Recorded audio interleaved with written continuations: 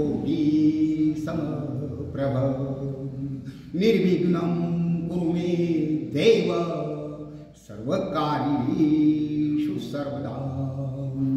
गुरुर्ब्रह्मा गुरुर्विष्णु गुरुर्देवो महेश्वर गुरु साक्षात् परब्रह्म तस्मै श्री नमः। सर्वमंगल मांगल्ये शिवे सर्वार्थ साधिके शरण्ये त्र्यंबके गौरी नारायणी नमोस्तुते। स्वयं व्यासेन ग्रथितामध्ये महाभारतम् अद्वैतामृतवर्षिणी भगवतीम् अष्टादशाध्यायी मम भगवामनुसंदधामि भगवद्गीते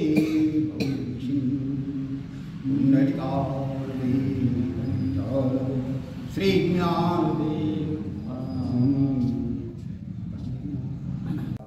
नारायण सोहळ्याचा आजचा पहिला दिवस आणि पहिल्या दिवशीच्या प्रवचन सेवेचं पहिलंच पुष्प गुंफण्याची जबाबदारी आपण माझ्यावर एक पांडुरंगाची सेवा या नात्यानं आपण या ठिकाणी करणार आहोत।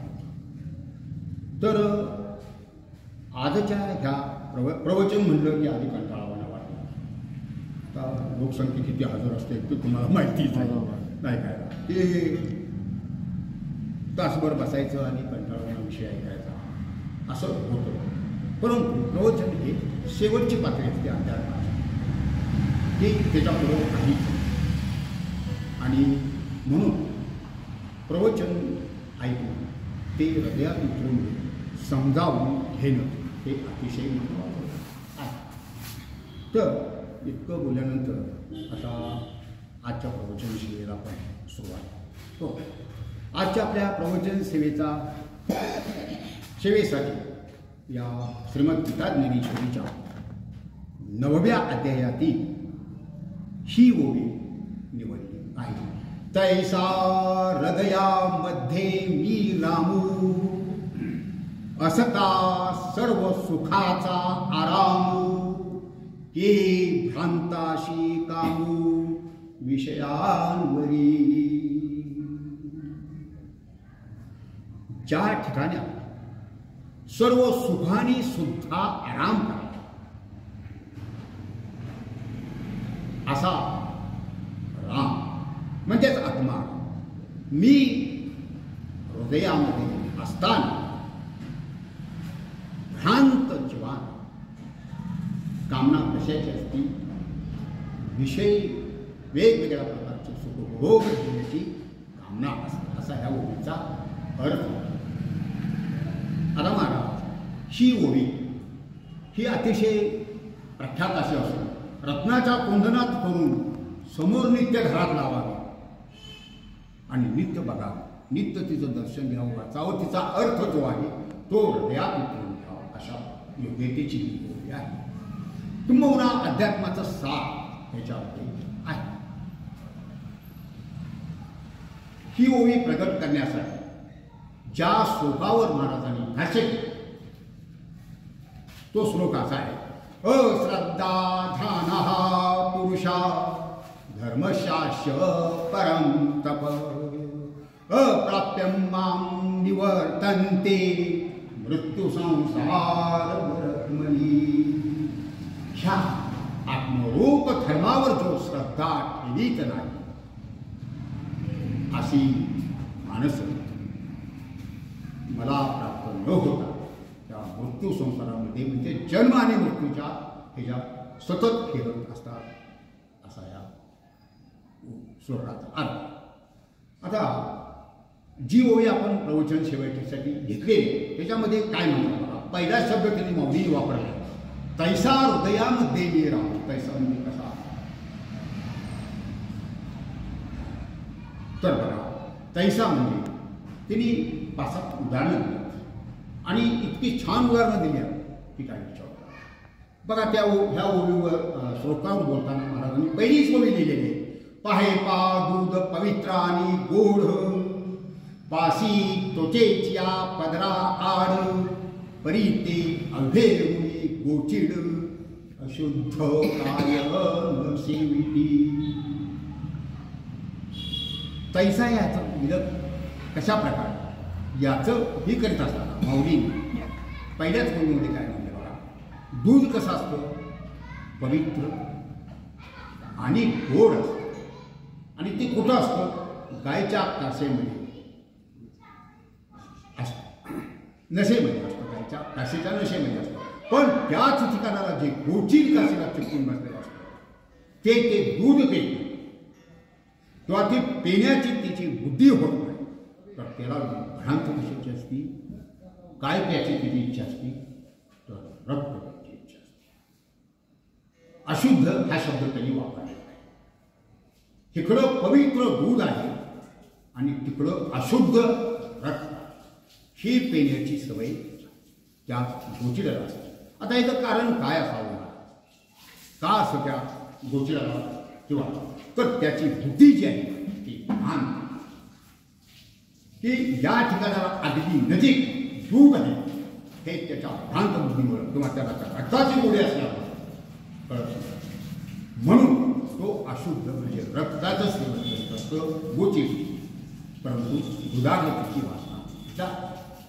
दुसरं त्याप्रमाणे हृदयामध्ये मी स्वतः राम आहे, राम म्हणजेच आत्मा राम आहे, बरोबर. आणि तो असताना सुद्धा आणि तो कसा आहे तर सर्व सुखाचा आराम आहे. परंतु त्या सर्व सुखाचा आराम आहे ही आपल्याला कळत नाही. म्हणून तो भ्रांत होऊन काय करतो, तिची कामना विषयावर आपल्याला त्याच सुख मिळतात, आपल्याला त्याच सुख मिळतात. आपण तमाशा बघायला आवडेल, आपण टी व्हीवर पिक्चर विषय आवडेल, आपण मोबाईलवर सोशल मीडियावर वावरणं ते आवडेल, ही सगळी भ्रांत होण्याची आणि म्हणून त्याला मी हृदयात असलेला आत्मा हा कधी मिळत किंवा तिची करण्याची तिची वरती लागते. आता बघा दुसऱ्या ओळीत माऊली म्हणतात, उदाहरण देतात, तैसा या शब्दाचं विश्लेषण चाललेलं आहे बरं का. तैसा म्हणजे कसा,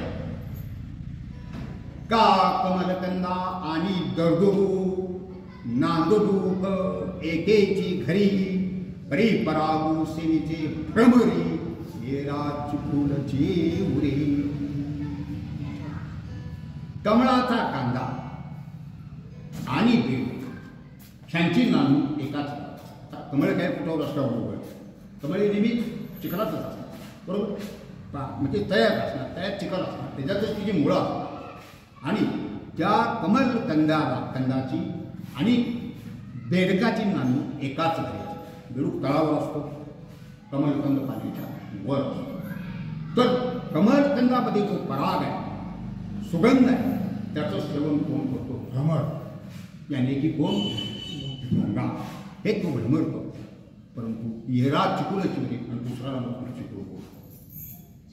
का तर त्याची बुद्धी काय आहे, चिखलावर भ्रांत आहे. तशी संसार सुखामध्ये ज्यांच्या सगळ्यांची बुद्धी भ्रांत आहे अशाला त्या कमलकंदाचा भ्रमर जो हे घेऊन जातो, पराग घेऊन जातो किंवा सुगंध घेतो, तो घेण्याची बुद्धी कधीही होणार तर तो चिखलच खाणार नाही. आता बघा आम्हाला त्याचे एक उत्तम उदाहरण देतो आणि सत्य घडल्याला उदाहरण आहे. आणि त्यामुळं आपल्या ह्या ओळीचा जो मतलब आहे माऊलींचा तो आपल्या लक्षात ठेवा. आजपासून सुमारे 100 ते 110 वर्षापूर्वी प्रत्यक्ष घडलेली घटना आहे. आणि ती घटना आहे शेगाव गावी संत गजानन महाराज यांच्या दरबारात घडलेली घटना. आता संत महात्मे त्या काळात दरबार असायचे, त्यांच्यात सगळं गुण यायचं म्हणून लोक आपल्या व्यथा वेदना घेऊन तिकडे जायचे. कोण मागण्या घेऊन जायचं, कोणाला काय पाहिजे, कोण मला आजार बरा होईना म्हणायचे, अशा प्रकारचे गुण जायचे. आणि हरी जाखडे या नावाचा एक ऋग्वेदी ब्राह्मण त्या ठिकाणाला ज्याला घरदार काय करतो, भिक्षा मागून तो उद्योगात असायचा, तो गजानन महाराजांच्याकडे गेला. महाराज बसलेले होते, लोक बी भक्त लोकांची सगळी लोकल बसलेली होती. आणि मग हरी जाखडेच्या मनात काय चाललंय की महाराजांना काय काय वेळ अंतर्ज्ञानी महासंत होते, त्यांनी बघितलं हां, तुझी काय बाबा मनशा आहे? काय काय इच्छा धरून तू माझ्याकरिता आलेला आहेस? त्यावेळेला त्या हरीच आपल्याला काय सांगितलं? म्हणला मी दरिद्री आहे, माझं घर मला काहीच नाही, मला कोणी मुली देणार नाही, संसार करण्याची म्हणला माझी फार इच्छा आहे, मला सुंदर बायको द्या आणि मुलं बाळवणी आणि संपत्ती मिळणार.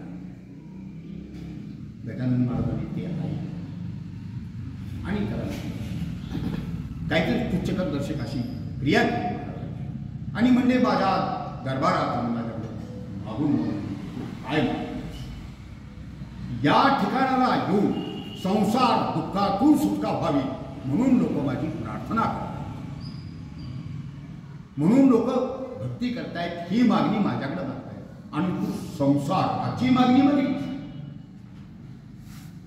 की हे मला मिळावं. सद्गुरूंच्या दारात गेल्यानंतर सुद्धा भ्रांताचा कामो कसा विषयावरती असं हे माऊलींनी इथं म्हटलेलं आहे, त्याचं हे उत्तम उदाहरण आहे प्रत्यक्ष सत्य संतांच्या दरबारात आहे. मग म्हणले ठीक आहे, तरी पण म्हणले तुझी ही इच्छा पूर्ण होईल, तुला म्हणले सुंदर बायको मिळेल, तुला घरदार मुलं बायको, संपत्ती तुला पाहिजे तेवढी मिळेल, म्हणजे तुझ्या उदरनिर्वाहासाठी. हे उदाहरण तुम्ही महाराज ऐकलं तर माऊलीचं जे म्हणताय तैसा हृदयामध्ये मी रामू असं काय सर्व सुखाचा राम की भ्रांताशी कामो विषयाने असं जे का म्हणलं माऊलीनी तर त्याचे प्रत्यक्ष घडलेलं उदाहरण आहे.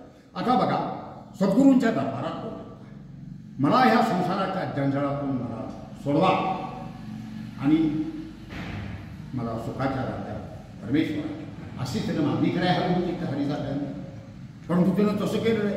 का तर त्याला मनोबुद्धी तशी नव्हती की बाबा आपल्याला रामाकडे गेल्यावर हे सगळं सुख मिळेल, नाही तर संसारात सुख मिळेल काय अशी तिची. म्हणून ते भ्रांत याचा अर्थ काय की जे जसं आहे, जसं दिसतं, जसं आहे त्याच्यापेक्षा काहीतरी वेगळंच असतं तर आपण मग चालेल. मग तो जो भ्रांत होता त्यानं प्रांत होण्याचा मार्ग स्वीकारायला होता. बघा ही कामना बघा प्रश्ने कुठे दुःख नाही, जी तहान प्रत्येक ठिकाणी प्रपंचाचे असू दे, कोणत्याही वस्तूचे असू दे, ही वस्तू आपल्याला मिळावी ही त्याच्यावर इच्छा होती, तहान लागली, तिथं दुःखाची असते. आणि म्हणून तो जीव भ्रांत आणि तो भ्रांत झालेला जीव प्रांत कधी होतो तर सद्गुरूंची कृपा झाली तर. सद्गुरूंच्या दरबारात जाऊन जर आपण संसार सुखाची मागणी केली तर आपल्याकडे काय करत? संसारात अमर आहे नाही, सुखी आहे नाही. गीतेनेच म्हटलेलं आहे की अशाश्वतम दुःखायम. हा संसार कसा आहे? अशाश्वत आहे आणि दुःखमय आहे. तर हा दुःखमय संसार तुम्हाला आज जरी सुखाचा वाटला तरी काळानंतर काही काळानंतर तोच खातो, तोच जन्म तुझ्या अन्नास हे सत्य आणि अनुभवाचं सत्य आहे. अनेक शेकडो लोकांनी याचा अनुभव घेतला. सुखे चित्रावणी फळती दुःखे असं संसाराच्या बाबतीत म्हणा, जे सुखाचं चित्रण दाखवतात काय, पण काही दिवसांनी म्हणा किंवा काही काळानं त्या सुखाच्या चित्राचं दुःखात होतं. म्हणून माऊलीचं म्हणतात की तैसा हृदयामध्ये मी रामो असता सर्व सुखाचा आराम की भ्रांताशी कामो विषया. भ्रांत माणसाला विषयावरचा हा जो कामना आहे त्या कामनेमुळे अगदी सर्व सुखाने माझ्याजवळ आराम करावा किंवा आसरामी राहावा आणि तरी सुद्धा म्हणजे आत्मा. आता महाराज इथं एक म्हणले की प्रत्येकाच्या हृदयामध्ये भगवंत आहे किंवा परमेश्वराचा अंशात्मक रूप म्हणजे जीवात्मा आहे आणि त्यामुळेच देह जिवंत असतो. आता त्याच्यावर काय काय जणांनी मतं वेगवेगळी व्यक्त केली आहेत. कोण म्हणतो कुठला आत्मा कोणी बघितलाच नाही आणि तो आहे कसा म्हणायचा. अहो ज्यांनी बघितला त्यांनी लिखाण करून ठेवलं. पण आयुष्यात प्रत्येकाला एक वेळ ज्या मार्गात असलेला अशी ती की त्याला त्याचा आत्मस्वरूप कळतं, एकदा ना पुन्हा जाणीव त्याची होत.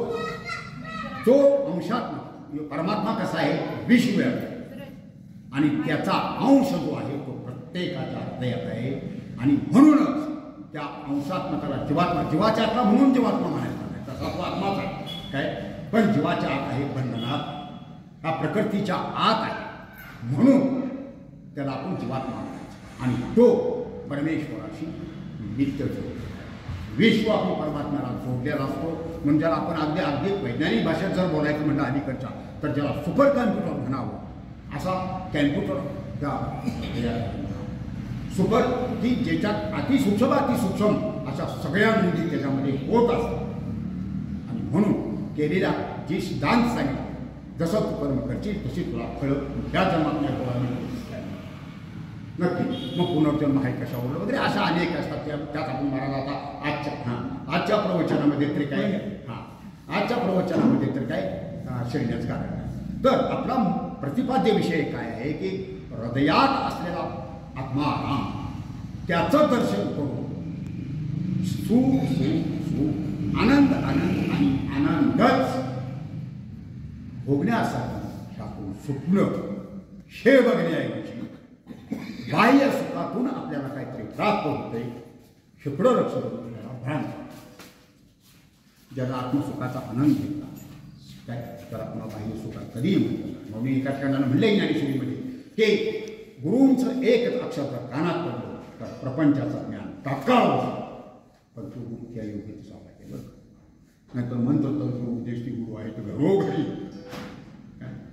शिष्या ते सद्वस्तू ते विविधया ते सद्गुरू शिष्य सद्गुरू ते माने श्रीकृष्ण सद्गुरू ते माने म्हणजे याचा अर्थ काय की जो शिष्याला आपल्या सद्वस्तूशी मिळवतो त्याला सद्गुरू नुसतं मंत्रतंत्राचा उपदेश केल्यामुळं सद्गुरू होऊ शकत नाही गुरु होईल मंत्र शिकू शका मंत्र म्हणू शका असं होऊ शकतं तर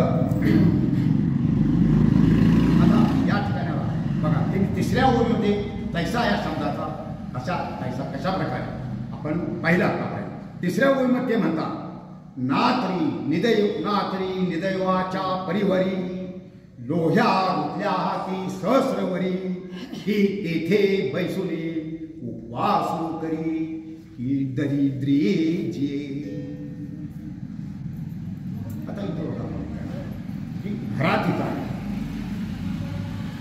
त्याच्यात खाली मोहराय करतात उरलेल्या मोहराय त्या ठिकाणी परंतु त्याचं काही ज्ञान नसतं पण एखादा दारिद्र्याचं जीवन त्याच्यावर बसून जगत असतो कष्ट करत असतो कशाला टाळ लागत नाही आल्याला पुरत नाही गेल्याला कळत नाही आल्याला कळत अशी अवस्था त्या सगळ्यांची होत असते का आणि त्यालाही माहिती नसते खाली काय आहे मोहर आहे ह्या जर प्राप्त झाल्या तर मी माझं जीवन किती सुखानं जगू शकेल म्हणजे भौतिक सुखानं बरं की आजचं भौतिक सुख आहे उद्या दुःखात परिवर्तन तुझे आताच सांगितलं आहे आता बघा गुरुचरित्राच्या एका अध्यायामध्ये महाराज एक अतिशय अमरापूरची सुंदर गोष्ट श्री गुरु सरस्वती नरसिंह सरस्वती आता दत्त अमरापूरला असताना भिक्षा मागायला नित्य जायचे आणि त्याच गावामध्ये एक ब्राह्मण त्याजवळ काय साधन दुसरं नव्हतं तो मी भिक्षा मागून आपली का करायची मग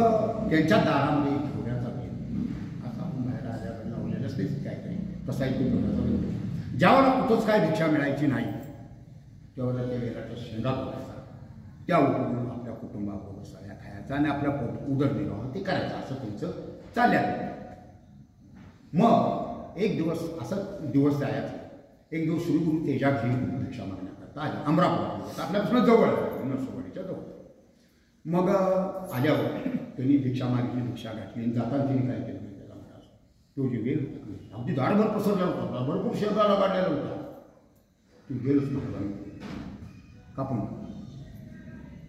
जाता आणि पण ते काय ब्राह्मण तो जो होता तो काय त्याला बोलला महाराजांना काय बोलला आता म्हणजे काय आपल्या नशिबात होतं म्हणून या भिक्षू माझ्या घरात असलेल्या गुरुनी तो गेलच टाकला घालून पण म्हणजे राहिल्या नाही इतर करू नका आणि नवीन कोणा दुसरे लावा वाळ काढून आता ती गेला तर तो गेलाच म्हणून तिने तो जागा उकरायला उकरल्यानंतर काही का असा थोडा वेळ तो त्यांना त्यात एक मुरान मारल्या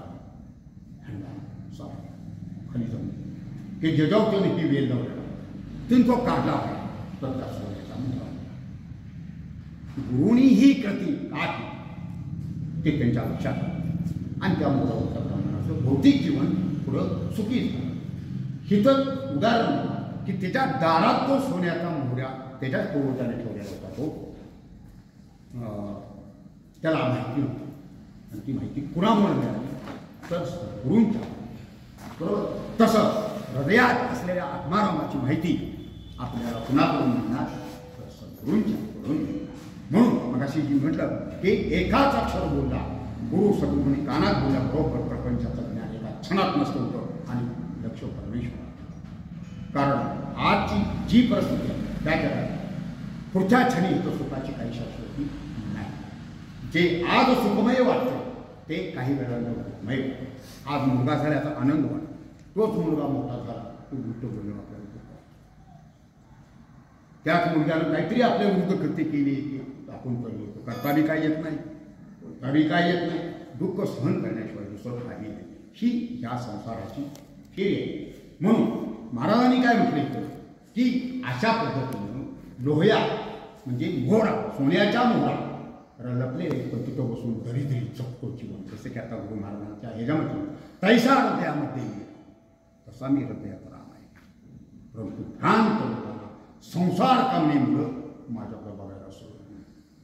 त्यांची वासना विषयावर संसारावर अन्य अनेक वस्तूंना मला ह्यात सुख मिळेल मला त्यात सुख मिळेल मला त्यात मिळेल त्यात मिळेल असं सगळं काय त्यांचं चाललं आहे.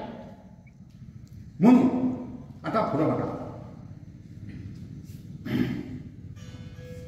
बहुमर्गजोळ देखुरी डोळा थुंकी जे अमृताचा गिरिता गळा तोडीला परीस बांधीला गळा शुक्ती का लाभे.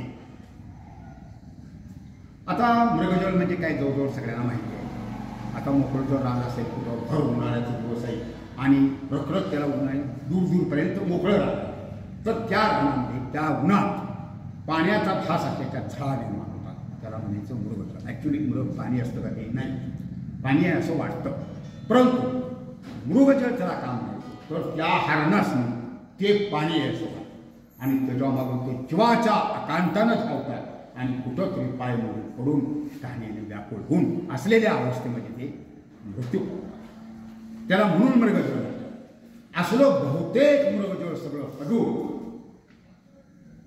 भाऊ मृगजळ देखुनी डोळा गिरीचे अमृताचा गिळा. आता अमृतचा घास किंवा घोट गळ्यात परंतु ते मृगजळ बाबा ही सुख आहे संसारात ही संसार सुख बघून आपल्याला अतिशय आनंद त्यात मिळेल. त्या रामात काय भ्रांत बुद्धी आपल्याला तिकडे जाऊन गेला. म्हणून तो मृगजळ बघून गिळता गळाला थुंकून टाकायचा ही एक उपमा दिली आहे. आणि दुसरं तिने म्हणलेलं आहे की जो गळ्यात परीस बांधला परंतु शिंप अतिशय चकाकली तो परीस सोडून टाकला आणि गळ्यातील शिंप बांधली. ह्या सगळ्या रूपकांचा मौलीना जो अभिप्रेत अर्थ तो असा आहे की मृगजळ म्हणजे संसार बरोबर. किंवा पुढं दुसऱ्या याच्यामध्ये तिने काय म्हटलं की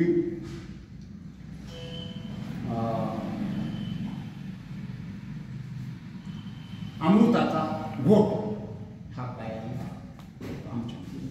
आत्मा ज्या आत्मारामाशी आपण त्यांनी जवळ असतो आपल्याला सुखाच्या सगळ्या प्रकारच्या प्राप्ती होतात खेत होतात आणि त्याच्यापेक्षाही जास्त प्राप्ती हा जीव रान. बघा महाराज प्रारब्धानं प्रत्येक जीव इथं बांधला गेला आहे. प्रारब्ध कसं बनतं प्रारब्ध आपण कशाला म्हणतो नशीब म्हणा त्याला आपल्या सोप्या शब्दात बोलायचं म्हणतो ते कसं बनतं ह्या जन्मात जी कर्तव्य कर्म माणसाच्या कळत न कळत घडतात कळत म्हणजे जाणून न कळत म्हणजे न करता घडतात त्याचा संचय जसं की मगाशी म्हणजे सुपर कॅम्प्युटर आहे त्याच्यावर ह्या सगळ्यांमध्ये होत असतात. दिसून द्या बाबा तुम्हाला न दिसण्याचा प्रश्न सोडून द्या आत्मांदोलन ते जाणता येईल नाही असं तर त्यामध्ये होत असतात आणि त्या कर्माचा जो संचय होईल तो मरणोपरांत पुढं जातो, त्याला संचित म्हणायचं. पुढच्या जन्मामध्ये त्या संचितातून काही भाग काढला जातो आणि त्याचं प्रारंभ त्या देहाशी होतं आणि संचित नवीन त्या जन्मामध्ये जी कर्म होईल पुन्हा आणि संचितात मागत करते. प्रारब्ध तर भोगल्याशिवाय सुटतच नाही, काय वाटत आणि ते तो देह संपल्यानंतर पुढे देऊ. तर प्रारब्ध, क्रियमान आणि संचित मागचं प्रारब्ध आताचं किंवा ही मागचं जे प्रारब्ध घेऊन आलं हे प्रत्येकाला भोगावंच लागतं आणि ते प्रारब्ध भोगल्यानंतर पुढचा जो जीवन येईल तर क्रियमान जे ते जर भक्तीमध्ये राहिलो, प्रभू रामचंद्रांचा जप करीत राहिलो, परमेश्वराचं नाम स्मरण करीत राहिलो, भक्ती करीत राहिलो, गुरूंच्या वाक्यानुसार खऱ्या मनाने चित्त त्यांच्या वच ठेवून राहिलो तर तुमचं एक प्रारंभ संपल्यामुळे पुढची गती अतिशय सुंदर असते आणि त्या गतीलाच म्हणायचं काय की मी हृदयामध्ये राम आहे. त्या रामाचा तुम्ही जर जाणीव करून ज्ञान करून घेतलं. आता कर्म, भक्ती आणि ज्ञान काय तर भक्तीजवळ जो भक्तिवंत असतो त्याला शक्यतो वाईट कर्म कुठलं घडत नसतं, घडूनच नाही. त्याला बरोबर त्या मार्गावर चालणार आणि तो जे कर्म करतो तो चांगलंच असतं आणि त्या कर्माचा सगळ्याचा परिणाम कर्म आणि भक्तीचा परिणाम ज्ञान होतो आणि त्या ज्ञानाच्या जोरावर अंतरंगात जो परमात्मा आहे त्याचा ज्ञान ह्या देहातच अगदी सत्य गोष्ट आणि ही एकच गोष्ट तर मौलींनी समजावून सांगितलेली आपल्याला. तिने परिसाची उपमा दिली आणि शुक्तिकाची उपमा दिली.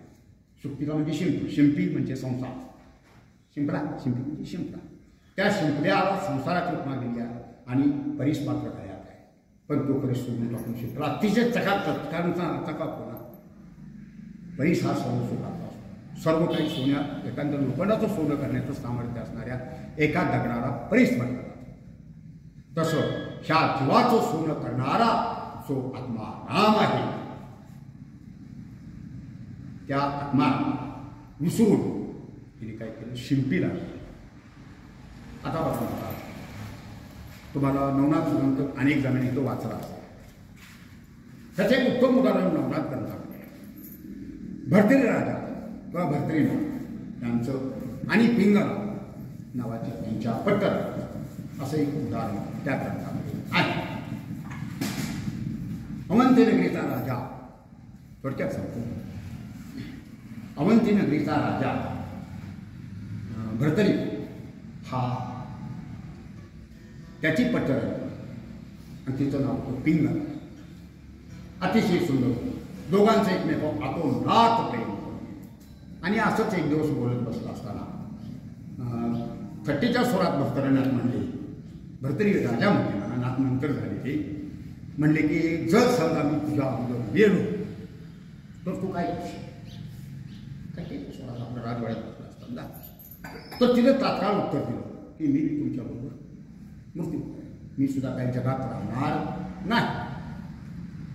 मग त्यानंतर राजाची शिकायला गेला आणि त्याच्या मनात आलं की तिनं जी उद्गार पिंगला तो उद्गार खरा एका खोटीचा परीक्षा केला. म्हणून त्यानं काय केलं, एका हरणाचं शिकायला नाही तर राजाच होता, तो क्षेत्रीय राजा होता, त्यानं एका हरणाला ठार केला. हरणाला ठार केल्यानंतर त्याच्या रक्तात आपली कापडं मुकुट वगैरे सगळं भिजवून आणि आपल्या सेवकाजवळ दिलं आणि म्हणजे तो राजवाड्यात जाऊन पिंगला राणीजवळ जा आणि तिला सांगा की राजा असा वाघानं हल्ला केला आणि राजा तिथं आणि आता काय त्यांच्यातलं आणण्यासारखं शरीरातलं काही राहिलं नसल्यामुळं काय केलं की आपली कापडं आणि मुकुट दिलं की आपण तुमच्या ताब्यात घ्या. सेवक काय त्याला आज्ञा राजाची मानावीच लागेल, तो काही प्रतिवाद किंवा व्यक्तिवाद काहीच करू शकत नाही तिथं. मग ती सेवकाला आपल्या मित्र राजवाड्यात आला, पिंगलाला सांगितलं असं असं झालं आणि ही तिची वस्त्र आणि राजमुकुट हा तुमच्याकडे घ्या बघा मला. मग तिनं घेतलं, तिने बघितलं आता तर त्याला आता सत्य परिस्थिती काहीच माहिती नव्हती.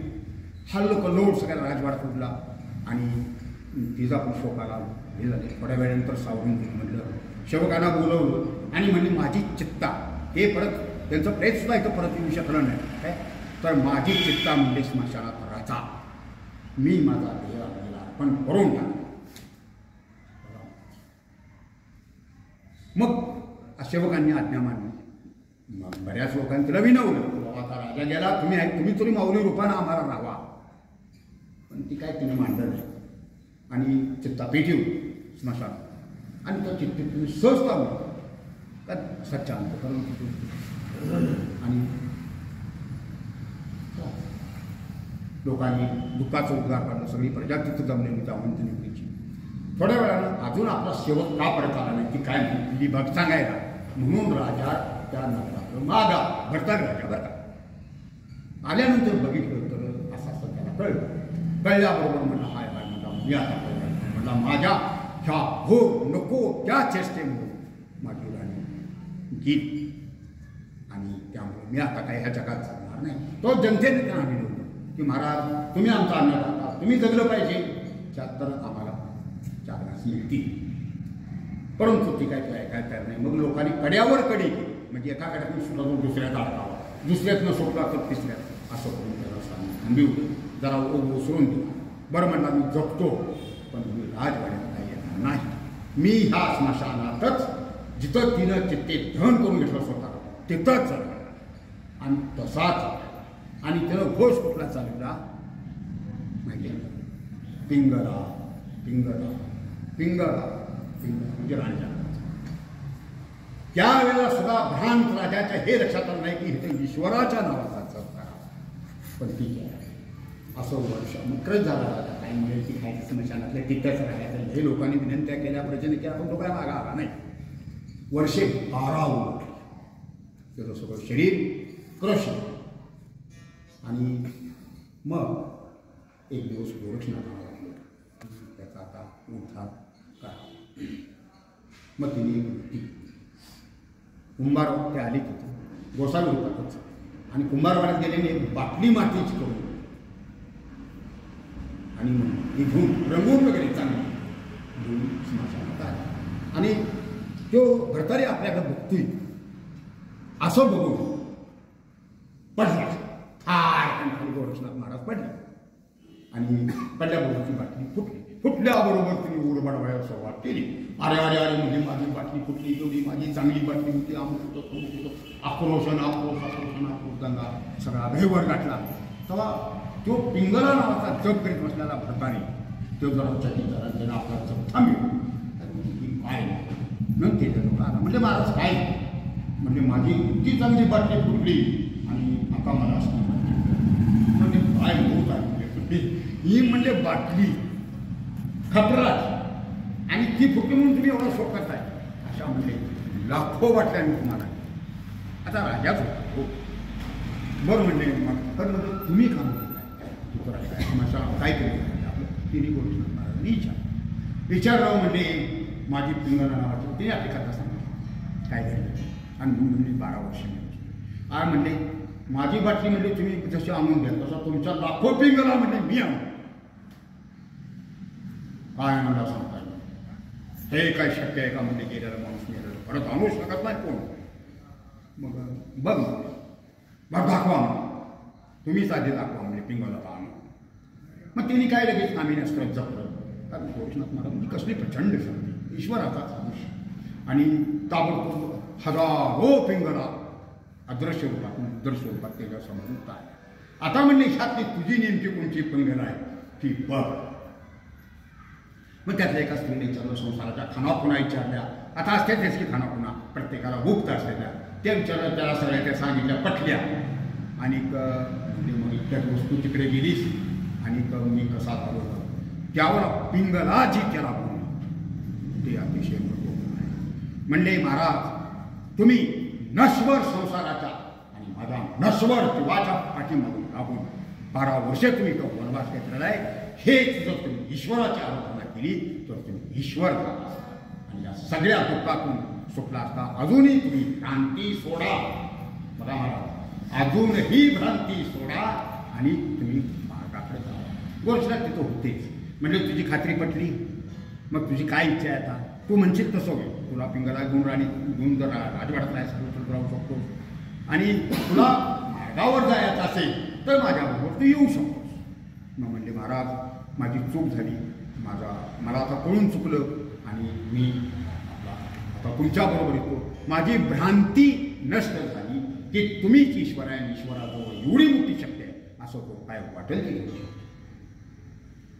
आणि मग ती त्यांच्याबरोबर गेला की ऐसा हृदयामध्ये रामू असता सर्व सुखाचा रामू की भ्रांताशी कामू विषया. त्याचं कसं हे स्पष्टीकरण आहे. आणि एक थोडा वेळ 10 मिनिटं आणि थांबतो. मग असं म्हटल्यानंतर त्यांनी काय केलं की मृगजळाचं उदाहरण दिलं. मृगजळ म्हणजे संसारी मृगजळ आहे, आणि हे म्हणजे खरंच सत्य आहे. बघा, माणसाचं आयुष्य किती आहे बघा. चांगलं आयुष्य 60-70, एकाना जगला 100 वर्षापर्यंत तर गोष्ट वेगळी, परंतु चांगलं झालं तर 60 ते 70 पर्यंतच बरं. नाही त्याच्या पुढं गेला की मग लेखा सोलकाची पुन्हा बायको आली, म्हणजे सून आली, पुन्हा तिन्ही सगळ्याचे आडगळ वाटणार, म्हाताराही फक्त या काय म्हणाले या आईला ही काही बरोबर नाही, कवा एकदा मरतो इथपर्यंत जाऊन मजा असतो. ही वस्तुस्थिती होती काय या आयुष्यामध्ये. आणि असलं हे आयुष्य मृगजळ नाही तर काय आहे? काय जे सुरुवातीला जे बाल्य, किशोरावस्था, तारुण्य आणि वृद्धा, ह्या ज्या 4 अवस्था आपल्या जीवनामध्ये, त्यामध्ये हे मृगजळ. आणि एवढं सगळं करून समजा किती मोठा तुम्ही योग केला, किती मोठं तुम्ही व्यायाम केला, तुम्ही किती जरी मॉर्निंग वॉक केलं, काय वाटेल ती जरी केलं तरी देह हा कधीतरी पडणार आहे, हे निश्चित आहे. समजा 60व्या वर्षी पडणार, तो 70व्या वर्षी पडेल, आणि 70व्या वर्षी पडणार असला तर तो 80व्या वर्षी पडेल, पण पडणार हे अगदी निश्चित आहे. म्हणून हे मृगजळ तुम्ही जीवाशी ठेवू नका. तर ज्या आत्मारामामुळे तुम्ही ह्या जीवनातून मुक्त होणार आहात, सर्व सुखाचा आराम तुम्ही मिळवणार आहात, काय त्या आत्मारामाची तुम्ही पूजा करा, त्या आत्मारामाची तुम्ही भक्ती करा, त्या आत्मारामाकडे जाण्याचा दृढ निर्धार करा. राम आत्माराम किती सुंदर शब्द आहे. तैसा हृदयामध्ये मी रामू म्हणतात बघा ते, कारण राम हेच आत्माराम. अगदी गोष्ट अगदी खरी. आता बघा त्याच्या पुढं काय म्हणतात ते, तैसी अहमतेच्या लवड सवडी मातेन पवतीची बापुडी म्हणून जन्म मरणाची दूथडी डबुळती ठेली. अहम ममता, अहम मी, सोहम म्हणण्याच्याऐवजी अहम मी आहे. सोम म्हणजे मी तो आहे असं न म्हणता मी आहे, माझं अहम, आणि माझं जे काय आहे, माझी घर, माझं दार, माझी पत्नी, माझी मुलं, माझं घर, जमीन, माझी नोकरी, सगळं काही हे माझं, माझा पैसा, माझा बँक बॅलन्स, माझी फिक्स डिपॉझिट, सगळं काही माझं आहे असं. तर ही म्हणायची अहम. आणि ह्या अहम म्हणतात जोपर्यंत सुटत नाही तोपर्यंत आत्माराम हे तत्व नाही, ही अगदी सत्य गोष्ट. आता एकच मला ती गोष्ट सांगतो, आणि ती बी सत्य घडलेल्या संतांच्या सगळ्यातल्या शिर्डीच्या साईनाथांच्या दरबारातली ही गोष्ट आहे. ही पण 100-1 वर्षापूर्वीच आहे आणि सत्य. लोक तिथं दरबारात कोण मला माझी शेती पिकत नाही त्यासाठी काहीतरी गुंडे काय रोग पडते अशी पिकावर आणि जातं पीक त्याचं काहीतरी करा, अशा अनेक प्रकारच्या समस्या घेऊन लोक शिर्डीत यायचे. एक दिवस एका दूरगावला एक सावकार चांगला धनी होता, मोठा, त्याला काहीच उणीव नव्हती संसारात कसल्याच प्रकारची. तो म्हणला एवढे सगळे जण लोक संत मार्गाकडे जातात आणि मग संत मार्गाकडे जातात आणि आपण मी संतांना भेटून यावं. आपल्याला काहीच मागायचं नाही, माझं सगळं काही व्यवस्थित आहे, माझा पैसा आहे, धन धवलं सगळं काही व्यवस्थित आहे, मुलं बाळ सगळं काय, काहीच मागायचं नाही आपल्याला. मग ते संत आधी शिर्डीला आधी बऱ्याच वेळा. मग दरबारात लोक बसलेली होती, कोण भक्त कशासाठी आलता, कोण कशासाठी आलता, आणि ह्यानं जाऊन तिथं नमस्कार केला ह्या सावकाराने, आणि नमस्कार करून बाजूला थांबला. म्हणजे बाबा, तिने विचारलं काय बाबा तुमची काय समस्या आहे? म्हणून बाबाने विचारलं. म्हणजे माझी काहीच समस्या नाही, फक्त मला तुम्ही ब्रह्म दाखवा. ब्रह्म याने की काय? म्हणजेच कोण दाखवा, राम दाखवा, आत्मा दाखवा, असे अनेक नाव आहेत. बरोबर, मला तुम्ही ब्रह्म दाखवा एवढीच माझी इच्छा. माझं सगळं काही आहे, कसलीही उणीव माझ्याजवळ नाही. बरं म्हणजे ठीक आहे, दाखव तुला ब्रह्म, निश्चित आहे, बस. मग तो दुसऱ्या आला फक्त ते पाया पाडला, तू थांबला. आपलं तो ब्रह्मदर्शनाची इच्छा करून बसला, तिथं बसला. मग तिने बाबाने काय केलं, पोरगं तिथं बसलो, 7-8 वर्षाचं होतं. म्हणजे गाडी जा म्हणजे त्या नंदुकडं धरला आणि त्याला सांग की बाबांना 5,000 रुपयांची गरज, तेवढी दे. ती पोरगा लगेच कळत देतो. तर नंदूच्या घराला कुलूप आणि पोरगं तिला मागा आणि बाबांनी गेली घराला कुलूप आहे आणि तिथं काय पाहतो ते आपल्याला मिळालं. मग म्हणले ठीक आहे. बरं म्हणजे त्या बाळावाण्याकडे जावं. आता वाणी म्हणजे तुझ्यावरचं दुकान, बाळावाण्याला म्हणावं 5 रुपयाची बाबासनी गरज आहे आणि तुला काय वेळात ते परत करतील तेव्हा ते द्या. पुन्हा पोरगं परत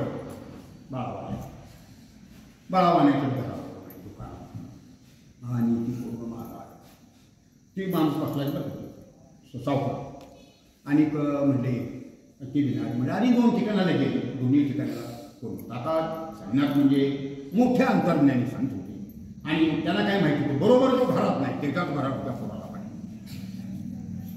थोडा वेळ गेला आणि माणसी नोकरी करीत होते. तो ते म्हणला बाबा मला म्हणला बाहेर जायचं आहे, मला लांब गावाला घरला.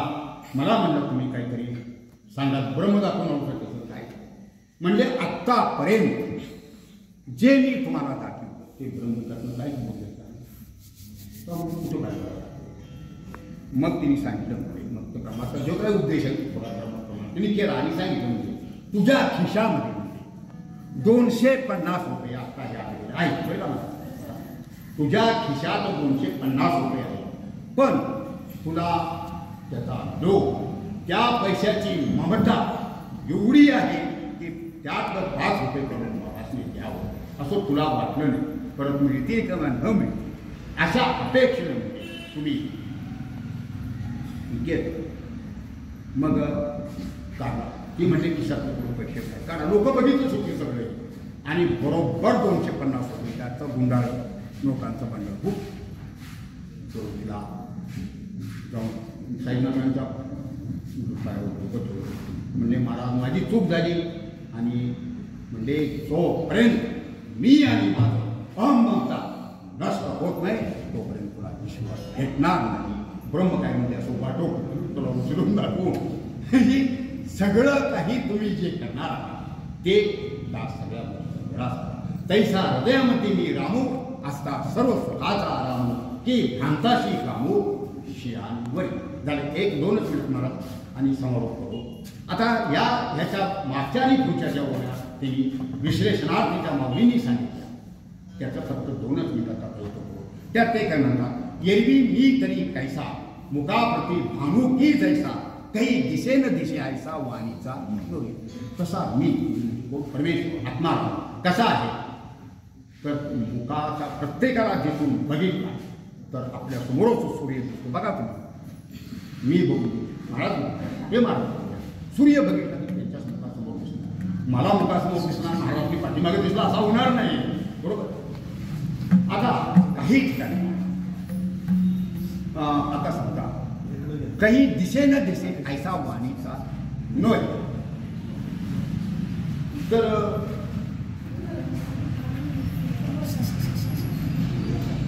काही दिसे न दिसे ऐसा वाणीचा नव्हे म्हणजे मी कुठं दिसतो आणि कुठं दिसत नाही असा मात्र सूर्य नव्हे. मी कसा सूर्य सदैव दिसणार.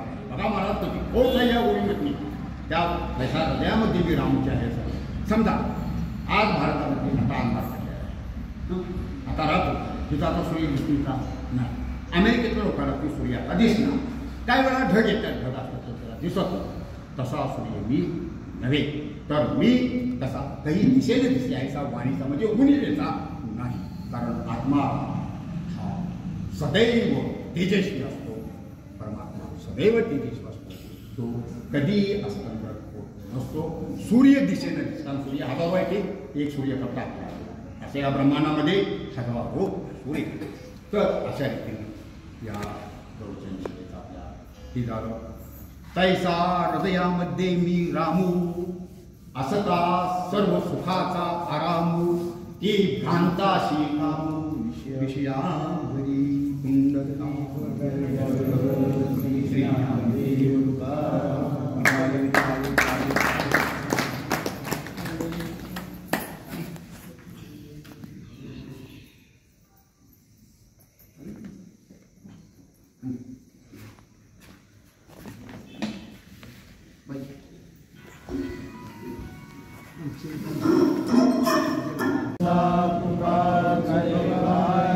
ऐसी चराचरी विदावरी, ऐसी चराचरी विदावरी, अधिकर यांचे करसी समाधान, अभयाचे दान देवोनिया, सांगता कळे अंतरीचे गुज,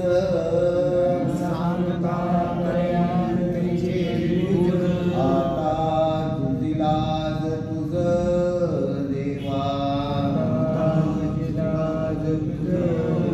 अनाथ जीवांचा तुकाज कैवारी, ऐसी चराचरी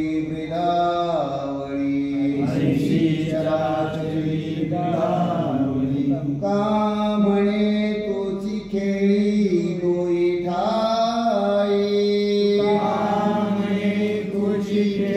डोई ठाई, नसेल तो धीर देई मना, अनाथ जीवांचा तुकाज कैवारी,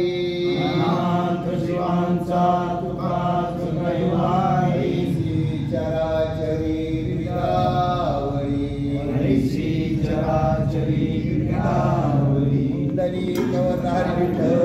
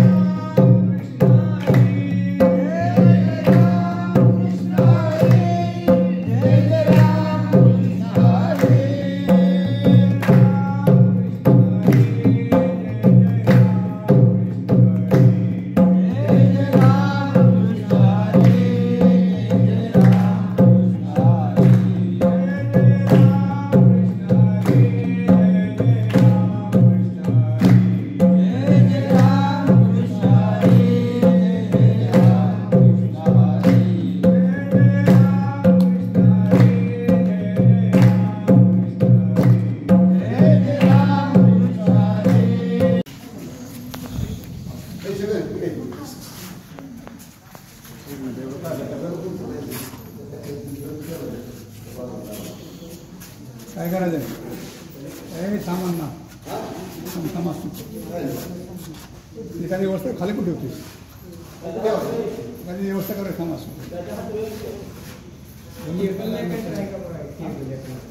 हेच म्हटलं थांब करा